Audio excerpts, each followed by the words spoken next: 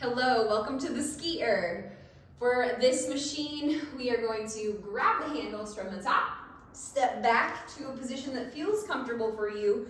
Try not to be too close to the machine itself. Definitely step back, give yourself some room to get a good hip hinge movement because this is a big chunk of what this move is. Arms are gonna start up at the top, full extension, nice bend in the knees and the hips. We're gonna sit back the first round. When you start to pull those elbows or the handles down, it's gonna have the most resistance. The more you get going, the lighter that resistance is going to be. What we wanna have happen is that we're going from relatively full extension at the top, perhaps even up on the toes, to hinging those hips back, keeping the chest lifted, not leaning forward. Keeping the chest lifted, pressing those hips back, and extending the arms back behind us.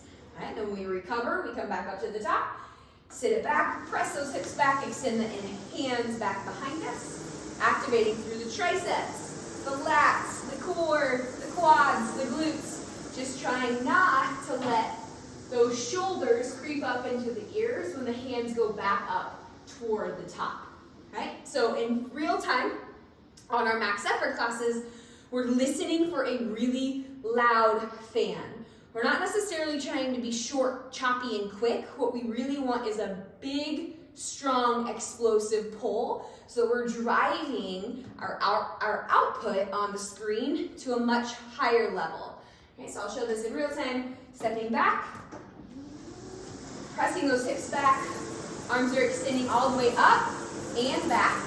Coming up onto my toes with the option to then add in a jump. For me, it makes that fan louder, which also means that that output is driving a lot higher. What we tend to see is where athletes will get really choppy right here. And as you notice, I'm going quicker. I'm definitely burning some calories in my own body, but that fan is not nearly as loud, and that fan correlates quite directly into our output. So we want to make sure that if we're listening for anything, we're listening for that fan to be loud, keeping the shoulders relaxed, hands are coming from the top to bottom, hips are hinging forward and back, and we're enjoying this movement. On max effort, as soon as you start to see that number decrease, that's when you know you want to try and push a little bit harder.